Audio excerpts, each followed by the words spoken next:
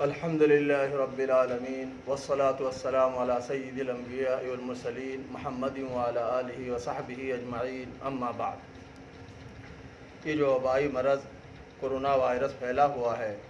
اس سے پوری دنیا پریشان ہے۔ طرح طرح کی حکومت ترکیبیں اس کے لیے بتا رہی ہے، اور بہت سے بھائی اس شک میں مبتلا ہو جاتے ہیں کہ کیا یہ جو چیزیں بتا رہے ہیں کہ بھیڑ اکٹھا نہیں کرنا چاہیے، جماعت سے نماز نہیں پڑھنا چاہیے، اس پہ عمل کرنا چاہیے یا نہیں، یا اسلام کا نقطہ نظر کیا ہے؟ تو ہمارے علماء نے اس کے سلسلے میں عام طور سے یہی بات کہی ہے کہ دیکھیے، یہ کوئی نئی چیز نہیں ہے، پہلے بھی اس طرح کے وبائی امراض پھیلے۔ حضرت عمر رضی اللہ عنہ کے زمانے میں بھی طاعون پھیلا، بہت ہی بھیانک طاعون تھا، اور بہت ہی بڑی تعداد اس میں شہید ہو گئی تھی اس مرض کے ذریعے سے۔ تو اس وقت بھی حضرت عمر خود تذبذب میں تھے، کشمکش میں تھے کہ ہم کیا کریں کیا نہ کریں۔ تو اس میں کسی نے حدیث یاد دلائی تھی جس میں حضرت صلی اللہ علیہ وسلم نے ارشاد فرمایا تھا کہ جہاں پر طاعون پھیل گیا ہو وہاں سے لوگوں کو نکلنا نہیں چاہیے، اور جو باہر کے لوگ ہوں ان کو وہاں جانا نہیں چاہیے۔ تو اس کی اصل موجود ہے اور اس پہ عمل کیا گیا اس زمانے میں، تو اس سے فائدہ ہوا۔ چنانچہ یہ آتا ہے، روایات میں آتا ہے، حافظ ابن حجر نے یہ بات لکھی ہوئی ہے کہ طاعون جب پھیلا ہوا تھا تو چند ہی لوگ اس سے متاثر تھے، لیکن لوگوں نے سوچا کہ لاؤ ہم اجتماعی دعا کا اہتمام کرتے ہیں۔ جب اجتماعی دعا کا اہتمام کیا گیا، وہاں لوگ اکٹھا ہوئے، تو بہت سارے لوگوں کو وہ اس کے جو وائرس تھے انہوں نے متاثر کر دیا، اور وہ بیمار ہو گئے، اور بہت بڑی تعداد اس کا شکار ہو گئی۔ تو حضرت حافظ ابن حجر نے صراحت سے بات لکھی کہ نہیں، اجتماع اس میں بالکل نہیں ہونا چاہیے۔ تو پہلے سے علماء بات لکھتے آئے ہیں، اور ہمارے اس دور کے علماء نے، چاہے وہ مولانا خالد سیف اللہ رحمانی ہوں، چاہے وہ مولانا رابع صاحب ہوں، اور چاہے وہ مولانا خلیل الرحمن سجاد ندوی ہوں، ان سب نے بات کہی ہے کہ اس سلسلے میں جو حکومت ہدایات دے رہی ہے اس پہ پورا عمل ہونا چاہیے، اس لیے کہ کسی کو کوئی پتہ نہیں ہوتا ہے کہ کون اس کا شکار ہے۔ یہ چور کی طرح اندر چھپا ہوا وائرس رہتا ہے، کبھی اس کی جو علامتیں بتائی جاتی ہیں وہ بھی ظاہر نہیں ہوتی ہیں۔ تو اس سے اپنے آپ کو بچانا اور اپنے ذریعے سے جو دوسرے لوگ متعلقین ہیں ان کو بچانا، یہ ہمیشہ ہر ایک کا فریضہ ہے، بہت ضروری چیز ہے کہ اس سے بچا جائے اور دوسروں کو بھی اس سے بچایا جائے۔ تو جو ہدایات دی جا رہی ہیں کہ مسجد میں جماعت سے نماز نہ پڑھی جائے، بہت کم لوگ جائیں،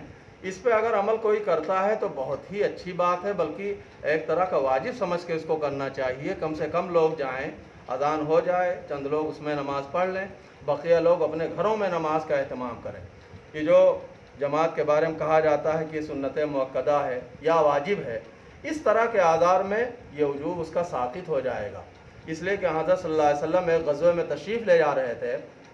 بارش بہت تیز ہو گئی، نماز کا وقت ہو گیا، اذان ہو گئی، تو حضرت صلی اللہ علیہ وسلم نے مؤذن سے کہا کہ ساتھی میں یہ بھی اعلان کر دو، صلوا فی رواحلکم،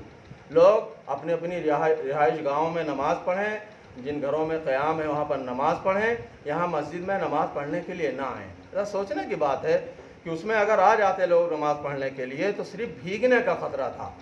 اس میں موت کا کوئی خطرہ نہیں تھا، صرف بھیگنے کا خطرہ تھا، لیکن حضرت صلی اللہ علیہ وسلم نے اپنی قیام گاہوں میں نماز پڑھنے کا حکم دیا۔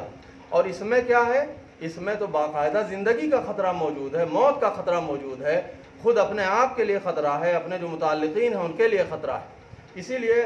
جو بھائی ہماری بات سن رہے ہیں، جو ہمارے مسلمان بھائی بات سن رہے ہیں، ان سب سے ہم گزارش کریں گے کہ حکومت جو ہدایات دے رہی ہے اس میں عمل کریں۔ ایک تو اس لیے کہ اسلام کا یہی حکم ہے ایسے موقع پر کہ اجتماع سے بچنا چاہیے، بھیڑ بھاڑ سے بچنا چاہیے، اس سے بیماری کو کم کرنے میں مدد ملتی ہے۔ اور دوسرے اس لیے بھی کہ حکومت کی طرف سے سختی ہے، اگر کوئی اس کا شکار ہو گیا سختی کا، پولیس نے پکڑ لیا، تو مسلمانوں کی بدنامی ہوگی کہ یہ لوگ جو ہوتے ہیں اصولوں پہ عمل نہیں کرتے اور ان کی وجہ سے بیماریاں پھیل جاتی ہیں۔ تو یہ دونوں وجوہات ہیں، ایک تو اصل تو ہم کو یہی سمجھنا چاہیے کہ اسلام کا حکم ہے کہ اس موقع پر اجتماع نہ ہونا چاہیے، اور دوسرے یہ بھی بات کم اہم نہیں ہے کہ اس میں ہماری بے عزتی کا خطرہ ہے۔ کوئی ایک بھی فرد اگر بے عزتی کا شکار ہوتا ہے تو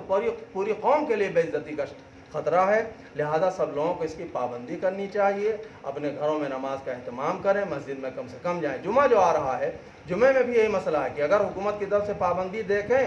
تو اس میں چند لوگ صرف جمعہ کی نماز پڑھیں، بقیہ لوگ اگر ظہر کی نماز پڑھ لیں گے تو کوئی حرج کی بات نہیں ہوگی، اس لیے کہ عذر کی وجہ سے جمعہ معاف ہو جاتا ہے. یہ بات پہلے سے معروف ہے کہ عذر کی وجہ سے جمعہ معاف ہو جاتا ہے. ہمارے اس دور کے علماء نے بھی فتویٰ اس کا دے دیا ہے اور پہلے سے بھی یہ بات موجود ہے. میں سمجھتا ہوں کہ انشاءاللہ آپ لوگ اس پہ عمل کریں گے. اللہ تبارک تعالیٰ یہ جو وائرس پھیلا ہوا ہے اس سے بھی ہم کو نجات دے اور ہر طرح کے شر سے، ہر طرح کے فتنوں سے ہم سب کو محفوظ رکھے، ہمارے ملک کو محفوظ رکھے، یہاں کے باشندوں کو محفوظ رکھے. وآخر دعوانا الحمدللہ.